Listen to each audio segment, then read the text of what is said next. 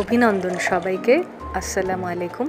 Special যে কোনো শাহী রান্নায় যদিও বা কাবাব হয়, বিরিয়ানি অথবা গরুর কালা ভুনা, মুরগি অথবা খাসির রেজালাই, কোফতা, আলুর চপ, যেটাই বলি না কেন আমি এই স্পেশাল মশলার গুঁড়োটা পরিমাণ মতন ব্যবহার করে থাকি। রান্নার ফ্লেভারটাই বদলে যায় রাতারাতি। আপনারা যারা এই স্পেশাল মশলার গুঁড়োটি তৈরি করবেন করে করা হচ্ছে না, তাদের কাছে আমার এই ভিডিওটি থাকবে প্রণোদনামূলক। আর যারা আগে থেকেই তৈরি করেন তারা থামস আপ দিতে পারেন, সেই সাথে আমার সাথে একটু রিভাইজ করে নিতে পারেন। আমি এখানে সর্বমোট 15 রকমের মশলা ইউজ করেছি। একটু এফর্ট নিয়ে তৈরি করলেই 2-3 মাস অনায়াসে প্রিজার্ভ করে রান্না করতে পারব। গোলমরিচ, এলাচ, ধনে, জিরা, দারচিনি, তেজপাতা, জায়ফল, জায়ত্রী, এই 8টি মশলা কোনোভাবেই স্কিপ করা যাবে না। এবারে মেজারমেন্টগুলো বলে দিচ্ছি।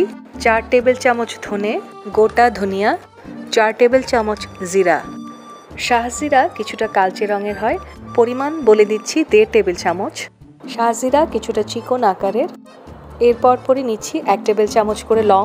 যে কয়টি হাই ফ্লেভারফুল মশলা কম বেশি হলে মশলাটা তিতা হয়ে যাবে, লং তার মধ্যে একটি। পরপরই আছে 1 টিস্পুন কাবাব চিনি, 7 থেকে 8টার মতন তাড়া মশলা অথবা স্টার অ্যানিস, 1 টেবিল চামচ মৌরি নিয়ে নেবেন, যেটাকে আমরা বলি মিষ্টি জিরা। ঠিক তারপর নিয়ে নিচ্ছি 2 টেবিল চামচের মতন গোলমরিচ। অত্যন্ত হাই ফ্লেভারফুল মশলা। 2.5 টেবিল চামচের মতন এলাচ। কাবাব তৈরির ক্ষেত্রে স্পেশাল মশলার পাশাপাশি শুধু এলাচ গুঁড়োও করে রাখবেন। 8-10টার মতন লাল শুকনো মরিচ নিয়েছি, ঝালের পাশাপাশি কালারও এনহ্যান্স করবে। মাঝারি টুকরোর হলে 10-12 টুকরোর মতন দারচিনি, 7-8টার মতন মাঝারি সাইজের তেজপাতাও নিয়ে নিয়েছি। আরও 3টে মশলা এখনও যোগ করা বাকি। 2 মাস পর আমি এই স্পেশাল মশলার গুঁড়োটা করে থাকি। যারা মাছে মশলা খেতে ভালোবাসেন তারা 2-1 চিমটি এই মশলাটা দিতে পারেন। বড় সাইজের জায়ত্রী 4-5 টুকরা দিয়ে দিয়েছি, জায়ফল 2টো ভেঙে দিয়েছি।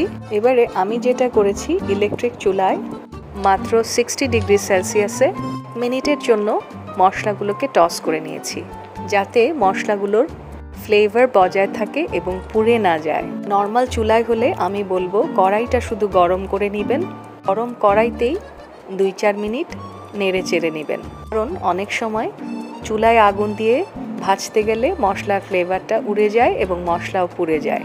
একে একে মশলাগুলো কড়াইতে দিয়ে দিচ্ছি। প্রথমে ধনে, তারপর জিরা, এবারে এলাচ এবং গোলমরিচটুকু দিয়ে দিলাম, লং, শাহজিরা দিয়ে দিচ্ছি, কাবাব চিনি, দারুচিনি তাও দিয়ে দিলাম, মিষ্টি জিরা, জায়ফল, জায়ত্রী, বড় এলাচ যদি থেকে থাকে তাহলে অবশ্যই যোগ করবেন, 2টো দিলেই যথেষ্ট। তেজপাতাগুলোকে কুচি করে কেটে দিয়ে দিচ্ছি।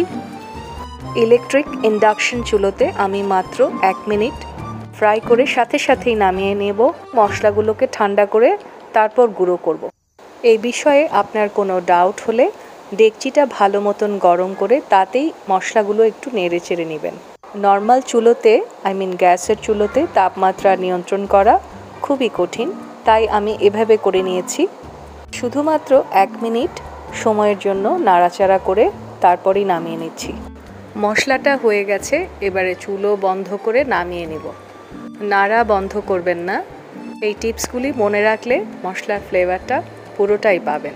যারা নতুন তাদেরকে আমি অবশ্যই বলবো প্যানটা ভালোভাবে গরম করে তাতেই নেড়ে চেড়ে ব্লেন্ড করে নেবেন। মশলার শাহি গন্ধটা একেবারেই বজায় থাকবে। এই ধরনের নিজস্ব শাহি স্পেশাল মশলা যারা ব্যবহার করে থাকেন তারাই বুঝতে পারবেন এই মশলাটা রান্নার জন্য কতটা গুরুত্বপূর্ণ। প্যান থেকে দ্রুত প্লেটে নিয়ে নিচ্ছি যাতে তাড়াতাড়ি ঠান্ডা হয়। তেজপাতাটা দিয়ে দেখাচ্ছি, একেবারে ক্রিস্পি হয়ে গেছে, আবার মশলাটাও পুড়ে যায়নি। মশলা গ্রাইন্ডারে ভালো করে গ্রাইন্ড করে নিব। সময় নিয়ে পালস করে গ্রাইন্ড করে নিব যাতে দানাদার না থেকে যায়। আশা করছি আপনারা ধৈর্য সহকারে ভিডিওটি দেখবেন এবং আমার মতন এভাবেই মশলার গুঁড়ো তৈরি করার চেষ্টা করবেন। তৈরি করে একবার রান্না করে দেখুন, শাহি ফ্লেভার এনে দেবে। পার্থক্যটা একেবারেই স্পষ্ট। রংটাও দুর্দান্ত হয়েছে। এবারে বয়মে প্রিজার্ভ করার আগে অবশ্যই ভালোভাবে নর্মাল টেম্পারেচারে এনে নেব, ঠান্ডা করে নেব। তারপর কিছুটা মশলা নর্মাল ফ্রিজারে প্রিজার্ভ করে বাকিটা রান্নার জন্য নিয়ে নেব। সবাই ভালো থাকবে, আবারও দেখা হবে। আল্লাহ হাফেজ।